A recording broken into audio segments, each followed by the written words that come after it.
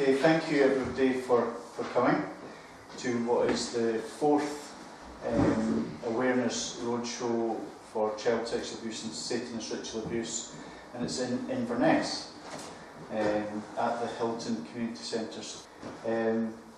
What we're going to start with is a film and it's going to talk to the problem that we're faced with, within the Inverness area. So please watch this video, and then I'll come back to you after that.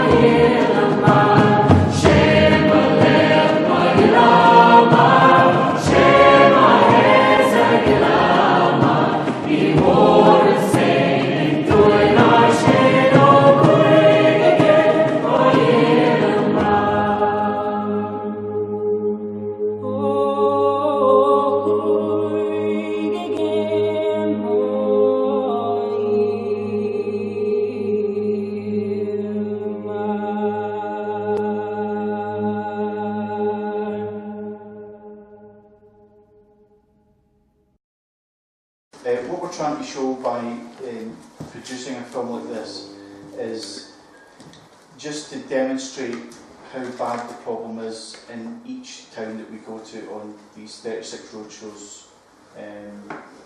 And this is just a snapshot. This is by no means the entire problem. the problems are an awful lot bigger than this. We could go on for hours showing stuff, headlines about people being caught, but the problem's actually a lot bigger than that. Yeah, so again, we're trying to reach out to the community so that the community can come forward with their testimonies as well. It's all about a grassroots thing, and it's important that we get this message out, because oftentimes when we are subjected to newspapers and television, then we don't really get the bigger picture. So what we're doing is pulling the information into one point, and hopefully you can see how big a problem this is, and the fact that the state doesn't seem to have grasped the problem as yet. So enough of me talking just now. I'd like to pass you on now to David Scott to say a few words. Thank you very much.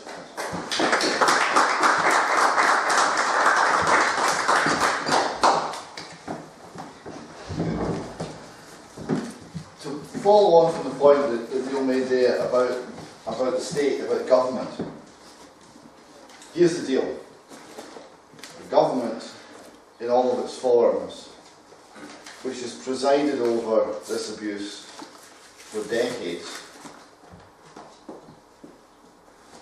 and who have been responsible for blocking every attempt to bring it to light, are now saying to us, don't worry, we get it now.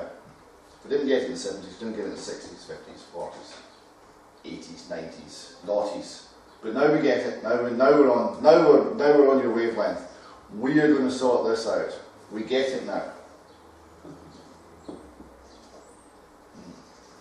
So what's government? Government's force. It's a monopoly on the use of violence in a territory.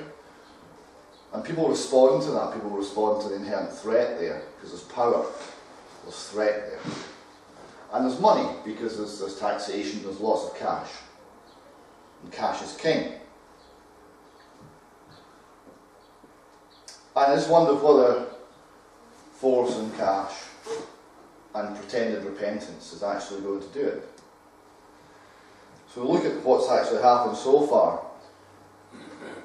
We've got the English inquiry. I had to look it up. 4, I couldn't even remember the first one. It was Baroness Butler Sloss. Do you even recall her? And then Wolfe, and then Goddard, and now Jay. 4. And I suppose Scotland's also had 4, because we had a panel of 3 and they all resigned. And they all resigned because of government pressure on the independent inquiry.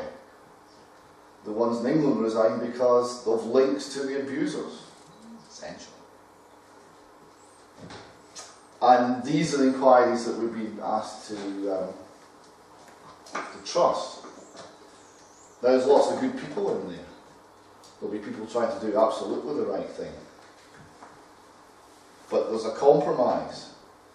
And I've been speaking to a lot of people, since this started, I've been speaking to a lot of people. I've been trying to understand, or trying to be able to put in words how it's done. Because it's a very unnatural thing to hurt a child. It's very counter to every instinct. It's counter to a natural culture. It's counter to the folk wisdom that we have as a nation. So how do you do that? How do you get large organisations to cover this up? And there's... How far have I got in this? One thing is, everyone's afraid. People who work for the councils, people who work for the organisations that do the cover-up, they're full of fear. So this state that we've been told to trust, that has the power, that has the money, that has the force, that has the monopoly on violence, because it has all of these things, the people who work for it are somewhat cowed. They're full of fear. They won't stand up. So what you're not seeing are individuals saying, well, there's right and there's wrong, there's good and there's evil, and I'm going to stand on the right side of that, and woe betide you if you don't. And it doesn't matter what my organisation says, I'm standing up for the child. And we're hearing about whistleblowers. What happens to whistleblowers? We had John Ledger speak, and that was, drop it, son, or your career, your family life is over and you'll probably go to jail. And that was the threat, that was the pressure that was brought to bear on him. There was 2 doctors in the news this morning who both had to leave the country because they blew the whistle on failures in the NHS. And then they couldn't get a job because there's one employer, right? It's a state monopoly. You've rocked the boat. You're not the right sort of person. So they had to emigrate to get a job to support themselves because they spoke out about children dying unnecessarily in the NHS hospitals. So you see how the fear works and you see the pressure. And it's a big machine. And one of the things that I've learned since we started this, and I'm learning, is that by drawing together we can provide a counterbalancing force to this. Because we can share information, we can build one another up, we can strengthen one another, and we can shine a light on what they do, because what's been done to us is very evil, and it can't succeed unless it's done in the dark. It can't succeed unless it's done to people one at a time. If people band together and resist, the actions that the state's taking are no longer sustainable. So, one of the objectives we have is to provide, at the end of this, a report back to the Scottish people about the nature of the abuse that's happened, how it's happened, why it's happened, what the mechanisms have been, what the scale has been. And initially we thought of that more of a kind of factual document, but I think the more we go on, the model becomes the Gulag Archipelago by Solzhenitsyn. What he saw was all these camps in Russia where people were spirited away to. He saw them as like a Gulag chain of islands linked underneath the surface. And it was this country within a country. And the people suffered in these camps. And then there was the normal country that kind of went on and pretended it didn't know. And that's a little bit like what we've been putting up with here. There's all this individual suffering, and all these individual bits of suffering are linked below the surface, because the same mechanisms are being used, the same attacks on people, the same targeting of children is happening in lots of places. So they're all linked, but the individual bits of suffering are like little islands of pain. Yeah. And if we can show that they're all linked and make people realise that they're not alone, then we can change things. Now, I've got Solzhenitsyn's book here. There's a couple of bits I want to read out.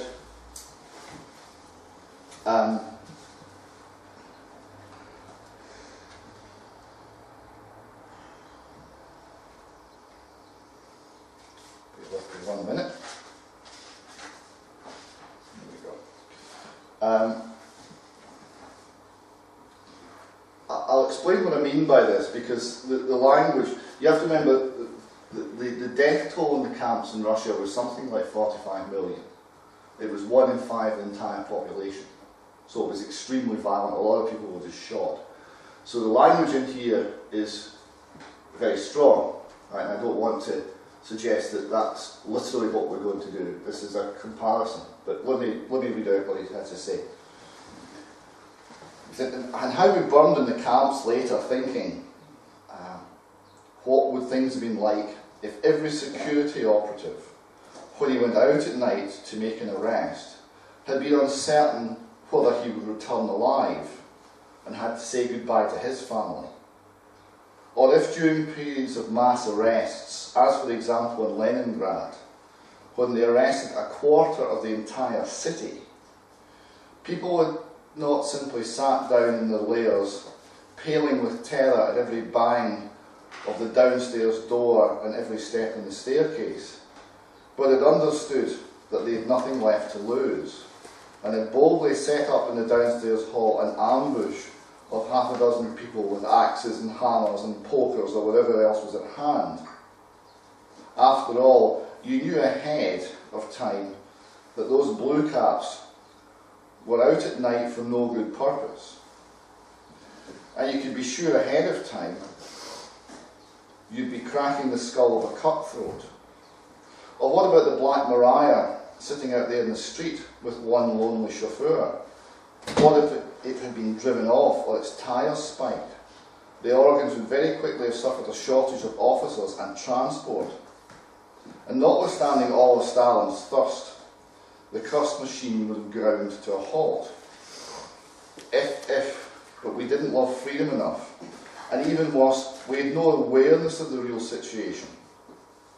We spent ourselves in one unrestrained outburst and then hurried to submit. Now, the point I'm making here is if the people who have been harmed and those who support them and those who love them gather a knowledge of what's been done and how it's been done and gather together to resist, the system that's abusing them grinds to a halt. It cannot take that. Now, we're standing in the law, we're standing peacefully. We're not talking about clubs and machetes. But what we are talking about is peaceful, determined refusal to have wrong done to us. And removing this, and making the system unworkable where it's making harm, where it's causing harm. And if we get to a point where there's an official in a council building somewhere, and that official is going to put together a false report, and many of you in this room will have experience of false reports, reports based wholly on lies. And this council official or government official is going to put forward this false report. They know that that could be the end of their career and the end of their job. When they feel fear about doing the wrong thing, we start to make some headway. Just now, the fear only works down through the management chain. And it's the fear of stepping out of line. And there has to be a change, there has to be an ability for whistleblowers to whistleblow. There has to be more public support for them. There has to be somewhere where they can go and tell the story and get support and not have to leave the country like the two doctors I mentioned earlier. Not have their family life targeted like John Ledger, but be listened to. And part of this discussion is to find out just how we bring that about. And speaking out is a big part of it. One more quote from the Gulag Archipelago. It says, in 1927, when submissiveness had not yet softened our brains to such a degree, two Chekists tried to arrest a woman on Serpukhov Square one day. She grabbed a hold of a stanchion of a street lamp and began to scream, refusing to submit. A crowd gathered. There had to have been that kind of woman, had to have been that kind of crowd too. Passers-by didn't all close their eyes and hurry by. The quick young men immediately became flustered. They can't work in the public eye. They got into their car and fled. The harm that's been done to children, the cover-up of that harm, the targeting of people who try to speak out, the targeting of whistleblowers, all of this can only be done behind closed doors, not in the public eye, targeting one person at a time and picking them off. If we share information, if we draw together, if we create our own means of getting information out, of resisting, lawfully, peacefully, but resisting, then the system cannot operate as it's currently operating. So, to close today, I had a very interesting conversation with some survivors in Kilmarnock a few days ago. And what was clear to me was that they had the personal courage to take on anything. They were personally very impressive people. Our side doesn't lack courage. What it lacks is knowledge and information and any mechanisms, because they're having to work through conventional means, conventional legal systems, and these systems themselves are compromised. Not always, not everywhere, but often. And people are getting exhausted, people are getting sidetracked, people are getting dead-ended, and they're not able to get any justice, and they're not able to get at the truth. If we can provide people like that with the encouragement to build them up and the knowledge to give them things that they can do, they will do this job for themselves. We don't need to do it for them, we just need to build them up. That's what Fresh Start Foundation's about, and I'm really excited about all that I'm learning from all the people I'm meeting. I hope that you all are too, so thank you very much.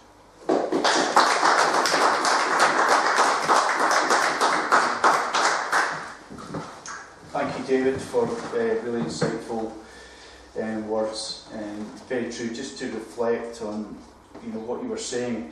I guess trust is a big thing with what we're trying to do. Trust for the people to be able to trust. That's members of the public. And can we trust the state, given what they know? They know all the answers. They know how bad a problem this is, and all we hear tend to hear is lip service. We'll learn the lessons, for the next time. And it just seems to me to be far too simplistic an excuse for not being accountable, and that's ultimately what we're talking about. There's people in positions of power and people who are making decisions are ultimately not accountable. However, the counter to that is that you, members of the public, have got a choice. You don't have to take everything that the state's given you and believe it as gospel. We are encouraging you, Fresh Start Foundation are encouraging you to think critically about this topic. Think critically when you're listening to mainstream media, news broadcasts or the newspaper. Don't just take it in and believe it 100%. Because the solution to this always has been from you, the public. The public is going to decide, how this gets dealt with in the fullness of time. So it's always good to reflect on that, and as well, the public have to come forward as well. We have to reach out to those who have been harmed and say, yes, it's fearful, yes, it's a challenging concept, but it's good to feel the fear and do it anyway. And on that note, I think we'll stop for a cup of tea, and after we have a cup of tea, we'll introduce our guest speaker, Shirley P. Cooper, and can't wait to hear what Shirley's got to say as well. Okay, thank you for now. Thanks. Bye. Has anyone got anything you want to say just at the moment before we? Well, I think this institutionalised child abuse is happening everywhere, not just... Remember during the Jimmy Savile scandal, Janet Street Porter was actually interviewed by the BBC, and what she said was horrific. She said she was more interested in containing the information about Jimmy Savile's sex offences than that information coming out. And she said that actually on television, during a television interview.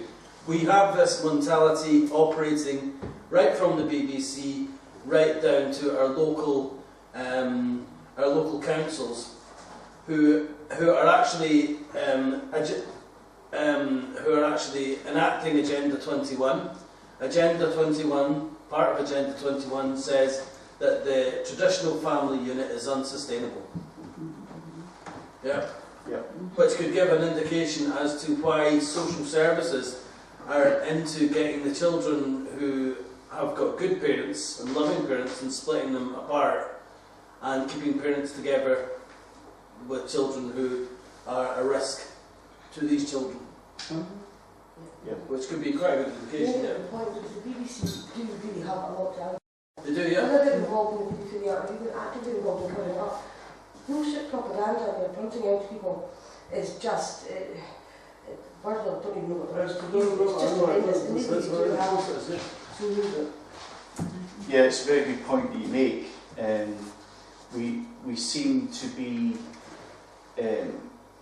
under this constant barrage of call it propaganda or call it change agenda, and we're being moved from one place to another place, and once you sort of know that that's happening, it becomes very obvious. But the very same people who tell us that we need to protect our children are showing our children that sodomy is normal in school at 5 years old.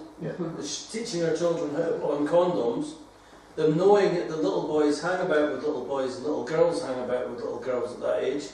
Isn't that encouraging little boys to sexually explore with other little boys? Yeah. The toilets in high school, I didn't even went kneeling to go toilets, which is just.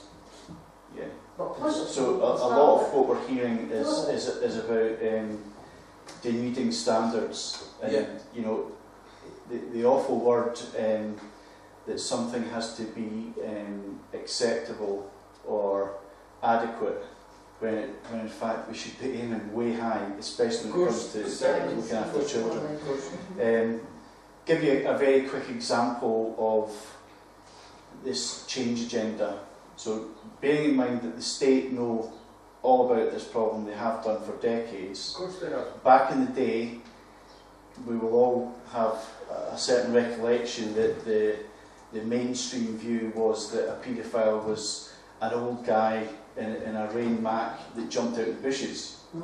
And that was what they wanted society to believe. Yeah. Right? And then it moved on to being a man.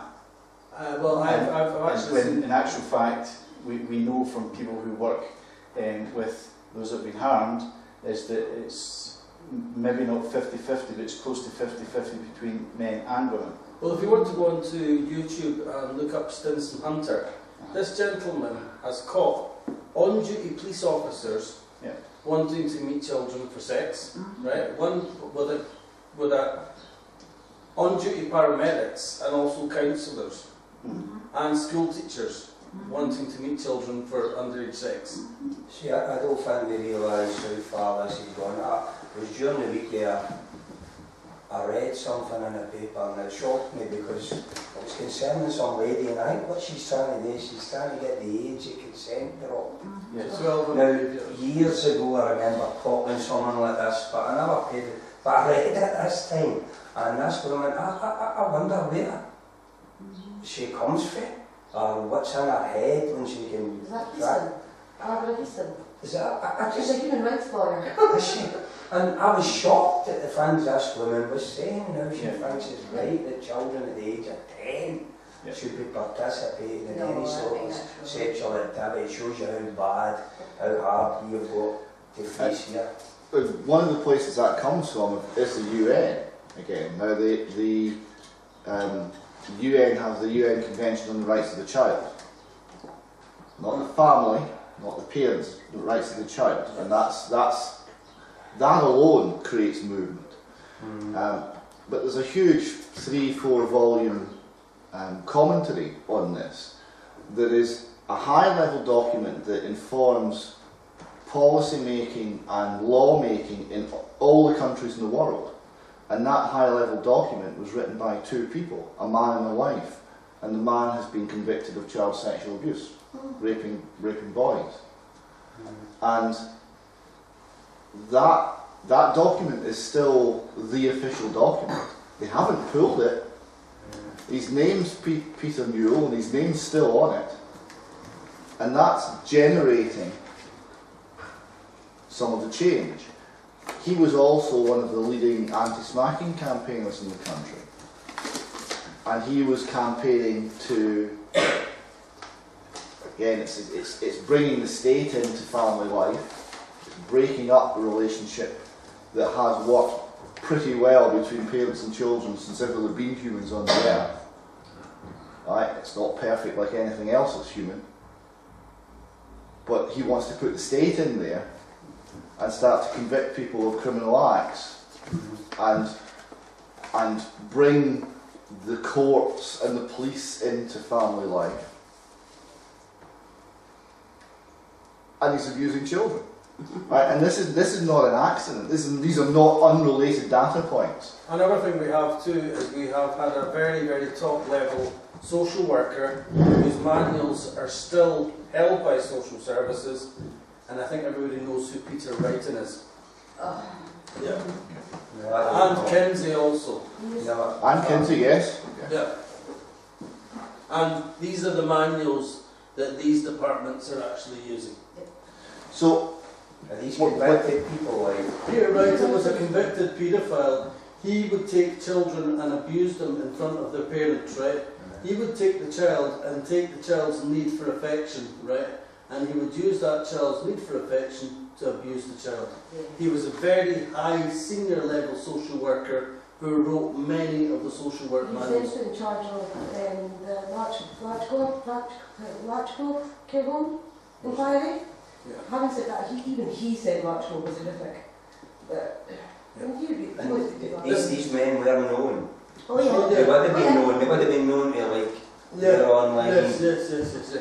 And the manuals are still available and read by social services. It has trickled down to normal life.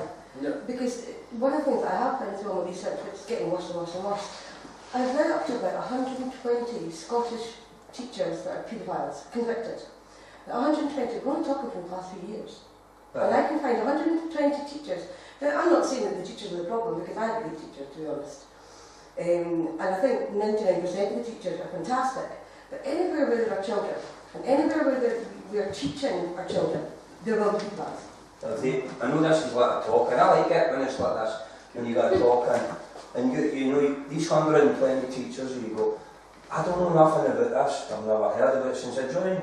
I'm hopefully YouTube just beginning to learn about this, if it makes me change my mind. James, when we go back for here, we start and we say to each other, what kind of hell has been going on here?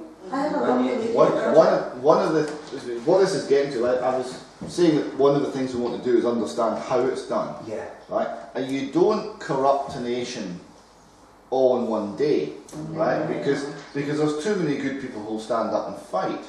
Right? You corrupt it gradually. It's the wolf in sheep's clothing stuff. You corrupt it gradually, you corrupt it over generations. It's like the frog in the water. You boil the water, the frog's going to jump out. Yeah. If you put the frog into the water and gradually bring it up to heat, the frog's going to be cooked before he knows to jump out, isn't he? And it's all, a lot of it is about making sure that people can't speak out. This is where political correctness comes in. What political correctness is controlling how people think. Right? It's not about being polite to one another, it's about controlling how people think and making some things actually unthinkable. So you cannot think to question certain situations. My question would be like Kat there, you know, you said there's 120 teachers. I was shocked when you said that was a fortnight ago you mentioned mentioned that, right? These teachers, do you know the degree of the abuse that they've done? I could find out for you. I'm going to have to remake the video because it was a very hard-hitting video to watch. I could find out that I take it they're not working anymore. oh yeah, they are. See, that I don't understand that. Some are in prisons, some are stuck off, but the vast majority, yeah, they're back working. So you're aware also in Highland, and I know this from working with Highland Users Group. All in the MSN, all in the papers. In Highland, they actually pay their social workers 15% less than anywhere else in Scotland. Did you know that? No. What? Because I found that I was in a Highland Users Group meeting in 2008, I believe, and Jonathan King, what a name for a children's services, right?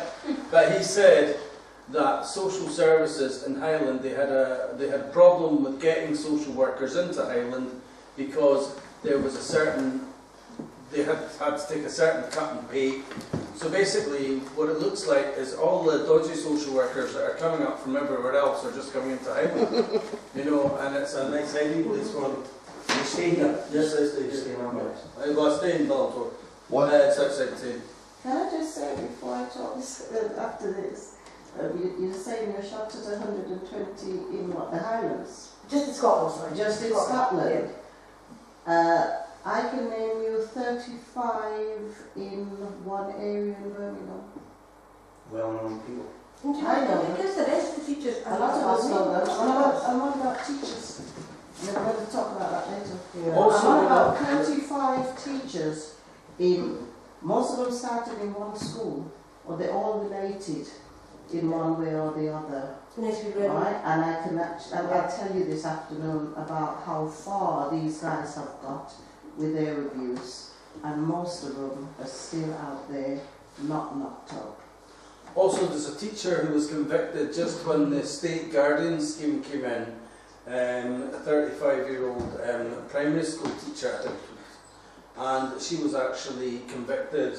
She was the first. She was convicted of sexting her pupils, Yeah. and she was one of these state guardians. Yeah.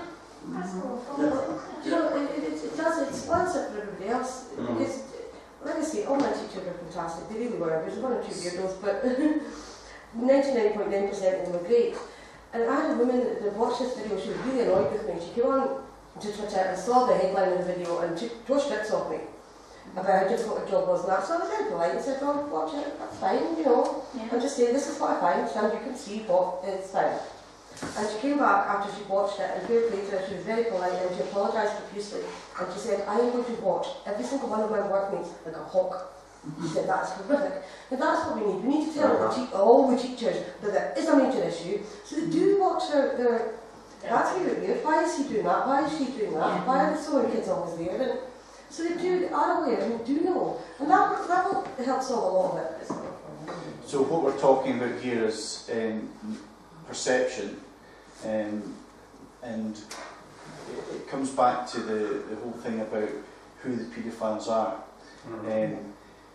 I was talking to Laurie Matthews recently, and she was telling me that we may well have had paedophiles at our roadshow events, and I remarked, I didn't think that we had, because we didn't have any people, everybody that's coming to us is really constructive and positive, and she said that these are the types of people that paedophiles will try and mirror, because they want to be unnoticed, they want to be in this big group in society, Unfortunately, and that's why they're hard to spot. Unfortunately, it says in the Bible, even the devil will masquerade as an angel of light. Yep, so we have to be very vigilant, of course. Yeah. To be honest with you, you're talking, if a paedophile had to come with us meeting in the chat there, I would hope this man would know you're guilty by the time you're finished working. Absolutely. You know what I mean? They don't have guilt, but you would need to let them know. There was anybody in England accused of being there. I actually know the survivor, so I would take their side, but he was accused and found not to win or whatever, not evidence. But he is a very vocal advocate for anti-pedophilia. And he was raping children systemically. Yeah.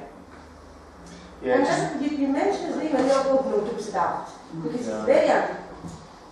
so the other thing is that we're hearing from those that have been harmed is to watch for the signs or the signals. So, you know, listen to the people that are given a voice by the mainstream media, because people are placed in positions of power or authority to, you know, spread the message out there.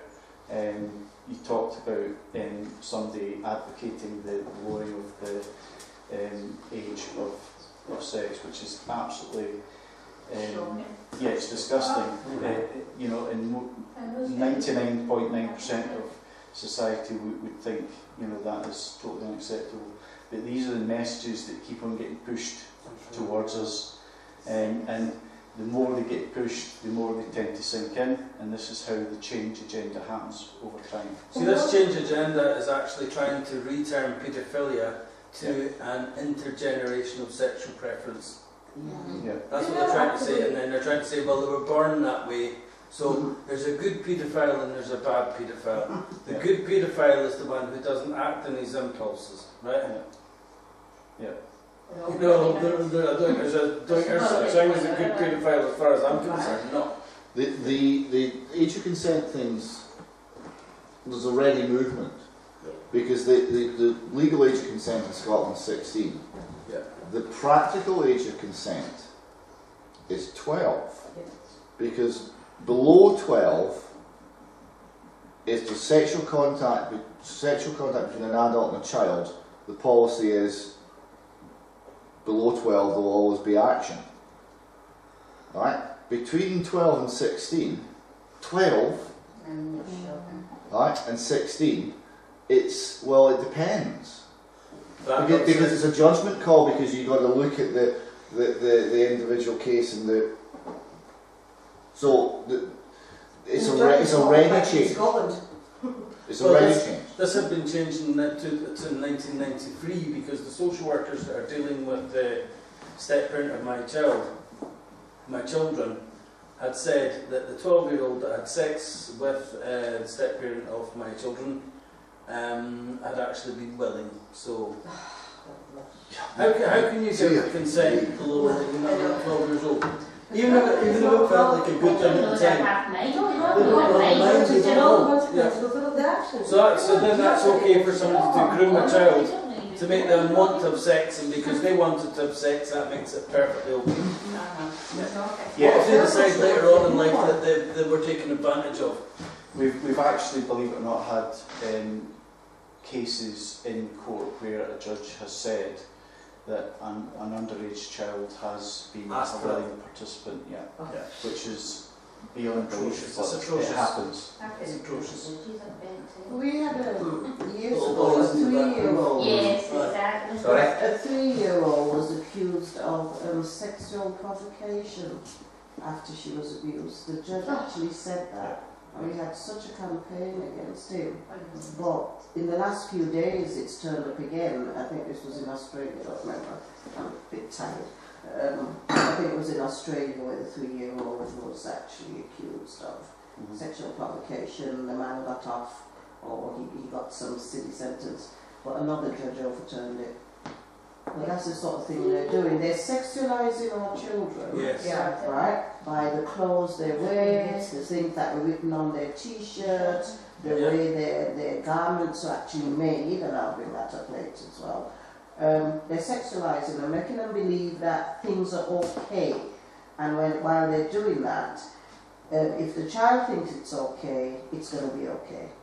So all the television programs, the toys, their clothes, all that stuff is basically saying it's okay to have sex. You see the thing is as well is the psychology manuals, right, teach that if a child is introduced to sex too young, they cannot form a proper bonding relationship to be a parent later on, right?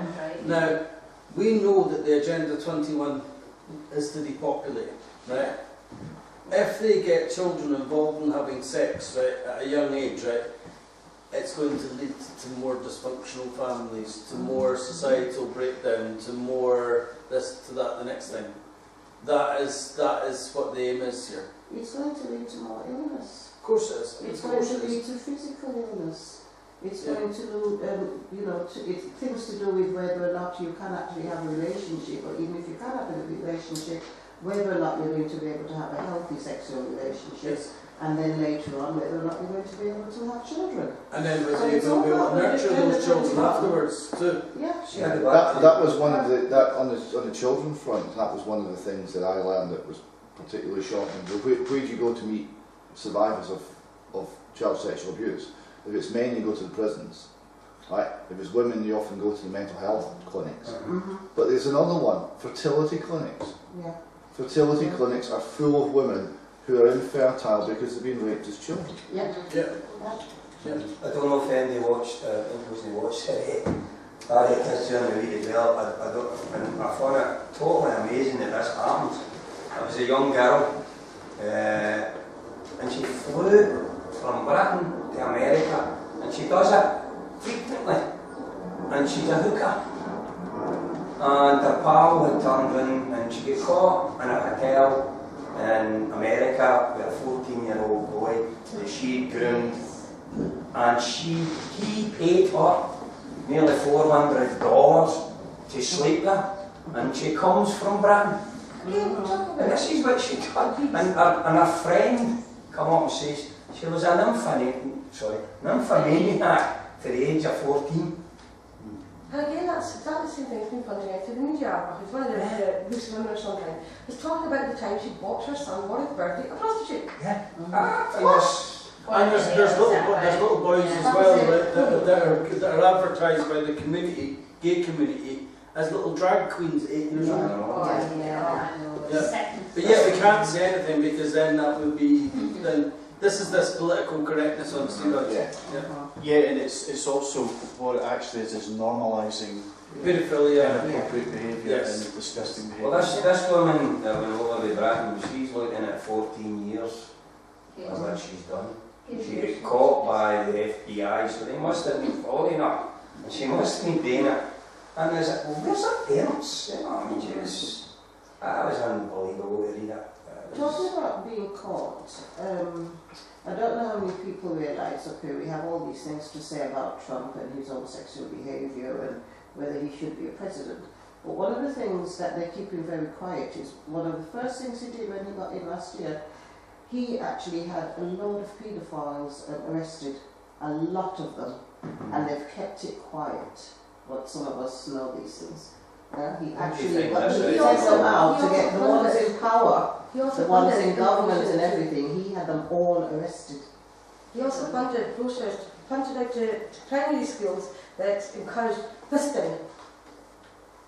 What? Encouraged fisting. Fisting, it's using, not inserting a fist into the vagina. Oh, for the life of Yeah. This is already me. Yeah. Yeah, but been for the last 20 years. I'm in a normal thing. This is no real. I think we'll go to that cup of tea. That's alright, yeah. I'm reluctant to stop the discussion because that's what we're all about. We're all about people encouraging people to have an opinion, and it's good to have an opinion. We want to hear it. Yeah. And the challenge, I suppose, for all of us in this room and everybody who's watching this video is we need to go and say to all our friends and family, now is the time, to come forward. Feel the fear and do it anyway. Yeah. And there's no taboo. We have to get an opinion on this. Critical thinking. Okay, that's all of tea. Yeah. Okay, thanks.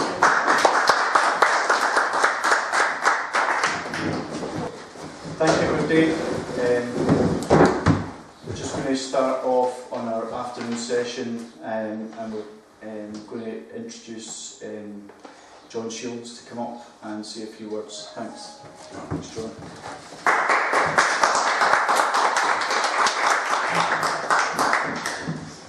Right, the majority of folk in here know me, so I'm not going to go into a big story, which would take too long, but for I know yourself, Andy, and you, Shirley, you don't know none about me.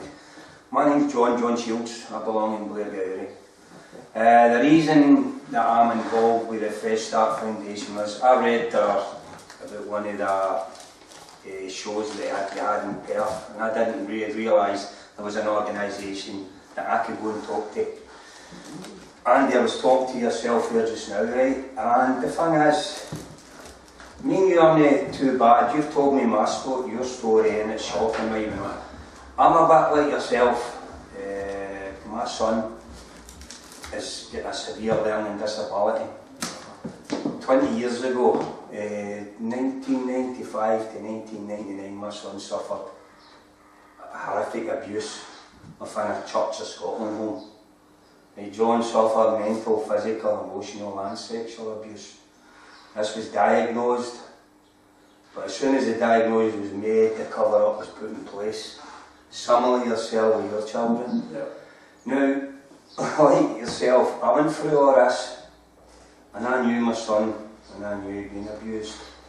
Now, I've went on 20 years, I've been fighting just to find out what happened to John. I've met brick walls, you name it, the lot. Trying to do it. You will find that things will cover up, and that's what you find when your child's been abused, and you want to find out about it.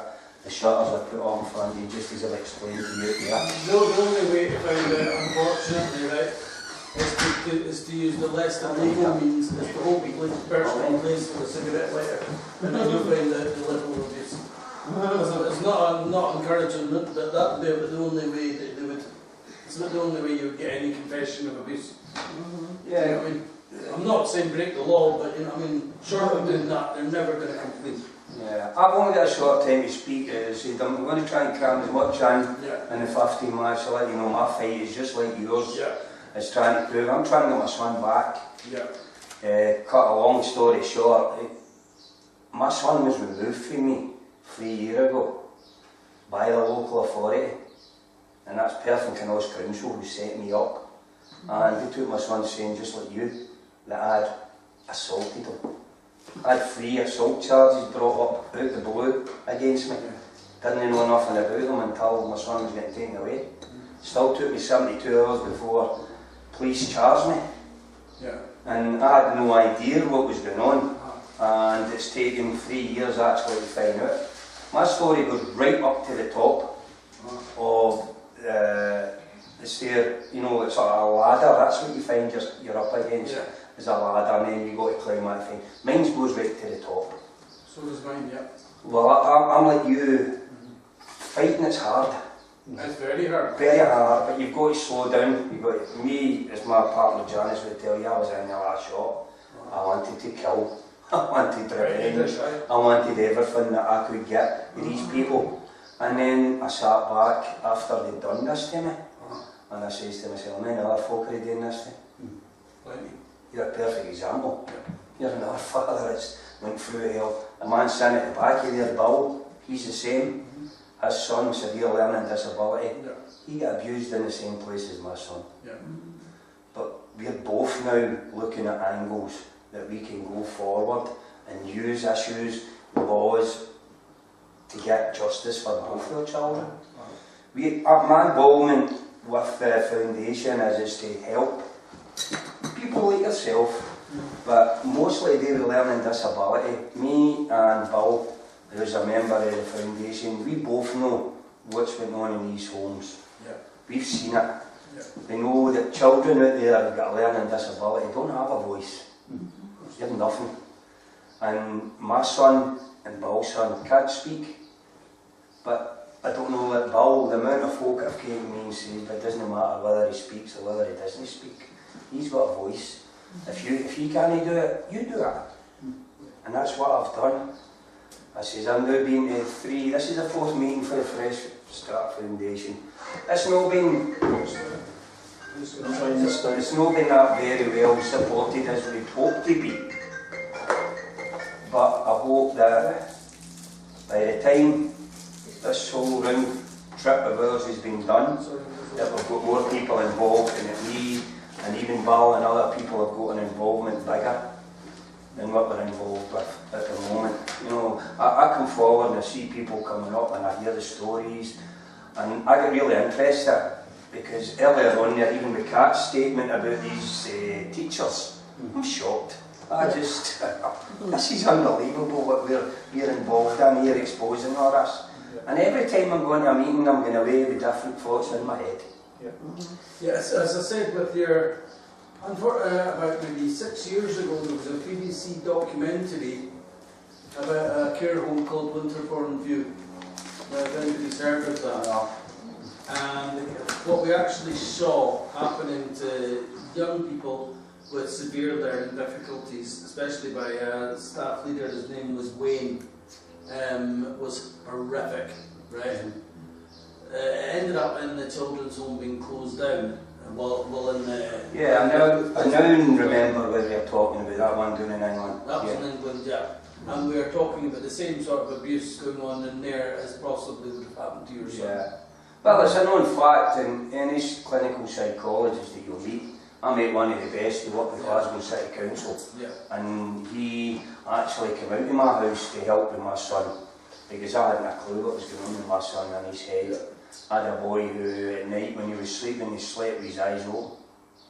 I used to think he was in seizures. And myself, my partner Janice would go through, and we would be standing there looking over him. He wouldn't see us. He just wasn't with us. And then, as I said, we had no idea of what was going on in John's head until we got this clinical psychologist in. And he did tell us, you know, that this was an ongoing abuse of children in these homes. Because when the door's shut, you've no idea what's going on in the back. But at least when you're in a home with children who can speak, you know, you can go in the next day and you can see what's going on. We visited, went in and out of homes, and there's no way on earth you could tell whether these children were abused. That's what you were told. You did, but they were telling you they were being abused. We seen it with children that went into the home that my son was in. But it didn't matter where you went with it, they wouldn't have listened to you anyway. Yeah, exactly. I was in primary school, Well, one of the main issues that me and my partner came in, and it was nothing to do with John. There was a TV programme by a boy, McIntyre. He used to go in and expose things that happened, and one of them was called pinning. Pin down, yeah. Pin down. Pin down. That was happening in that home at Winterbourne you're talking about. We witnessed it, myself and Janice, we witnessed it happening. And this was in a Church of Scotland home by a young boy who had calipers on his legs, and he was getting pinned to the floor by 3 members of staff. What big man, And they were, this is women, 3 women. What responsible adults? They had a spoon, they had jam on it, they had tablets in it, they had him on the deck, they had 2 holding his arms, 1 sitting on his leg, holding his mouth and forcing this spoon in his mouth. That is breaking the law. That's assault, of course it is. As assault. We seen that, we know who they are, and we told them, get off him. You're not allowed to do that. And they got off and they said, it's the only way we can get him to take his medication. That was the words. And it had just been that I'd seen that Donald McIntyre just the week before. So I knew what they were doing. So me and Janice, the next day my partner, we went away up to that social work and we reported it. And we says, that's what happened. We seen it. And they done nothing. They never talked about it, they never came near me, they done nothing. Oh, so you say, so you say, so you say. No, it wasn't even that. They took a statement, they wrote it down, I signed it, and they were meant to go and see what happened. They done nothing. Because any time I went to find out what happened, there was nothing. They didn't want to know. But these are the things that we are now beginning to pick up. And we know these people, they still work, as far as I know, they still work with people with learning disabilities. It's disturbing. See, myself and Bill, we've been to the historic abuse case. And the last meeting I had in Stirling, I raised the fact that I am not going forward with it anymore because I don't trust it. I was told my son's story is not coming out, but John can't speak. So what's going to happen is a story done by the historic abuse case is going to lie in the archives after it's been put on a government web page, and nobody's going to know what happened to my son, and this is what they're going to do to cover it up. No speak, no crime. No speak, no crime, no banner. And you've got to turn around. Wasn't it for state to abuse? That's it, and it's just giving people, right, you know, it brings us up to the part about the people who have been to the historic abuse. For the first day, me and Janice went up to the historic abuse at the house where they're holding it. And we stood outside and Janice was like to me, who are these people? I said, well, these must be people that suffered abuse, etc, etc. And they're all highlighting how great this historic abuse thing is. And it isn't going to do any good. None at all. It's going to get shut up like everything else. And the more that I'm involved with the foundation, and I'm beginning to realise now that what we've got to do as a group, you know, I've listened to the people tell me to do it, and it's the right way to go forward. And we can expose all these people. We can get help to people. We'll help you. Yeah. If you want our help, you know, as much advice that we could give you, because legally, nobody knows more about it than me and this man sitting here, because we've been up against lawyers and courts. You know, you were talking about how 6 years you've been doing this, 20 years. Yeah. 20 years with the same thing in your head every day, fighting and fighting. I've done court proceedings myself. I've stood up in front of 2 different judges now fighting my son's case. And I've done all that. And at the end of the day, I might have not done as good as a lawyer would have done for me, but I enjoyed it.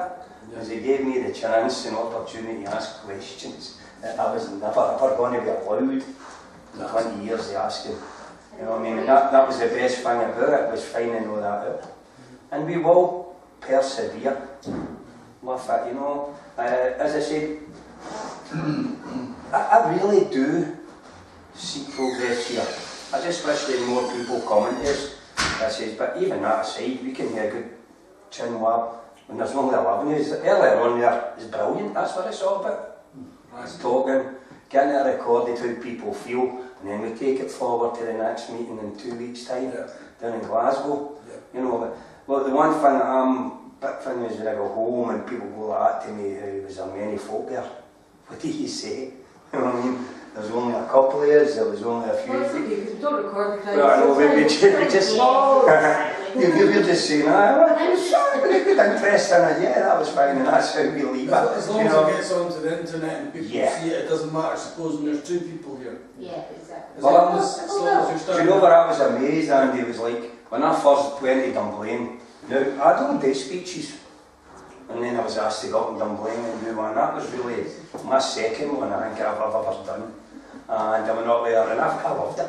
I absolutely loved it. Well, I did the Children's Couldn't Be Heard conference, right, and at the very beginning, people were being very, very disruptive. David Eden was the guy recording, right?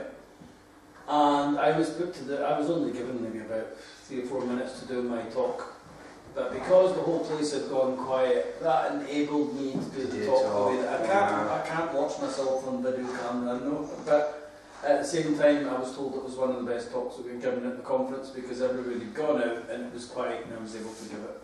This is what we're looking for here. We're looking for people that are on to come and we'll just let it fly when they're there. Oh, let it go, let it go, I do, you know, I'm different, you know, my way of thinking is I got a boy, right, he was raped, he was abused, he was this, he was that, right? And it's horrible to think about, it really is, because it's in your head and you know what happened to him because you've discovered it. But what you see now, you see the authority, the people trying to keep you down. We know better. And it's that they'll grind you and grind you and grind you until you slip up. That ain't going to happen. That isn't going to happen. I'm here, as I say, when I put this web page on my Facebook and I send it out to people, and I get a fair reaction to people, except they didn't realise how to put it out public. I've just been putting it out to my friends, not the public side yet, but I would do that from now on, as I said. But I get great response back from people wishing me all the best. The response we're getting is actually very surprising because although, particularly outside the big cities, we're not getting a big crowd, there's a lot of people watching the video. Right? And there's a lot of people who are very involved in this watching the video, and the other side of watching the video. Police Scotland will be watching you right now, probably live, right? So there's the impact it's having seems to be much higher than you would expect, because we're seeing a lot of attacks in places, we're seeing attempts to close us down, we're seeing attempts to stop it, and that's no accident. No, I totally agree. Please stop a word going, oh, yeah, I wouldn't care who watches it or who says anything is. You know what I mean? This is what it's all, this is coming. I'm like, I'm going to Glasgow, that's my hometown. Am I going to give them 15 minutes to let them know, you know, exactly what we're all about? Because I'll tell them what we're all about. Yep. You know, because it is time that we come out and we told these people what we're all about. As far as I'm concerned, I was facing jail. Facing jail. And to this day, we hear this one. When the judge sentenced me for supposedly assaulting a boy with severe learning disability, he gave me for attacking him with a toothbrush and sitting him on a couch and patting his belly like that 4 times. I convicted the 2 of them. That one and sitting him on a couch. That's my convictions. Right? And it's crazy because you wonder where it's all coming from, but then you hear it's alright to rape him, it's alright to butcher him, it's alright to force a spoon down his throat with jam on it, right? Just don't put it But just don't pat him, Do you know what I done with my trousers? I sat him down on a couch like that to change a pair of trousers, and along comes 2 carers and says he threw him, and boom, that was me. And it's crazy, but who cares? At the end of the day, they'll get their comeuppance when they come back at them through the legal ways. But other than that, you know, we've got to sit back now, and we've got to bring everything that we've got into one wee bunch and look at it from an angle and say, right, how do we get back at these people? Yeah. You know, and it's the only way forward for us is to expose. And I've got to say one thing before. They hate exposure. They hate exposure. Yeah. This is that. I've got a home. I don't know where we're going in Glasgow. Where are we going, David? It's the youth hostel up in Park Circus. Park Circus, right, it's in the main city centre. My son's home is 2 miles from there. Now here's a crazy thing for you.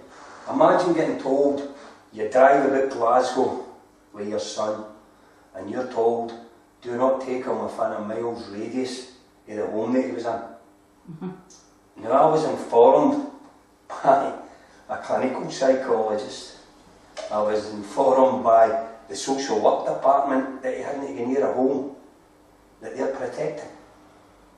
Me and Janice, we had to divert from going near Springburn in Glasgow.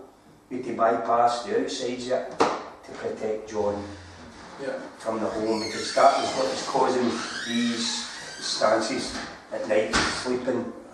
You know what I mean? It was shocking. As I said, I do have a story and a half, and there'll be one of these meetings where the story and a half will have to come out. And I will let fly, and it doesn't matter who's there.